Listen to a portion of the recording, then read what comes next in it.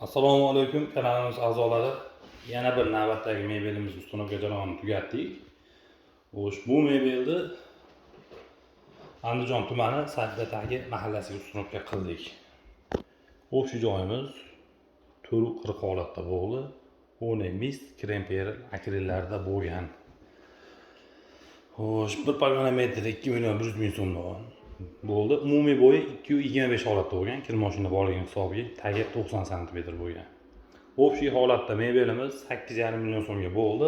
Uni ichida qora mo'ykasi bilan turbucha yaxshidan bu semisitlari bor. Tepasida sushilkasi. G'aladonda boshqa bir solgan patentimiz bor.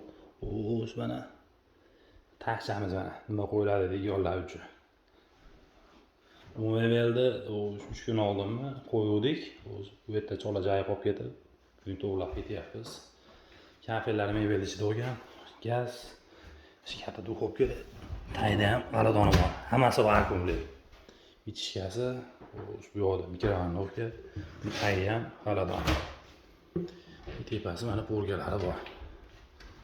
Xolodilnik tushadi bu yerga. Xolodilnik tepasi LCD firmani moshig'ida bo'lgan kir mashina chekasiga alyuminiylar qo'yib qo'yilgan. Kimga shunday xizmatlar kerak bo'lsa, ekranlarda ko'ringan raqamlarga aloqaga chiqarasizlar. Mebeldan mo'ykasi, gazda ustunovkasi mebelni ichida emas. Uni santexnika beradi. Biz tayyor qilib ochib santexnika tayyorlab qo'yib ketamiz. Ekranlarda ko'ringan raqamlarga aloqaga chiqarasizlar, chiroyli qilib yasab ustunovka qilib beramiz.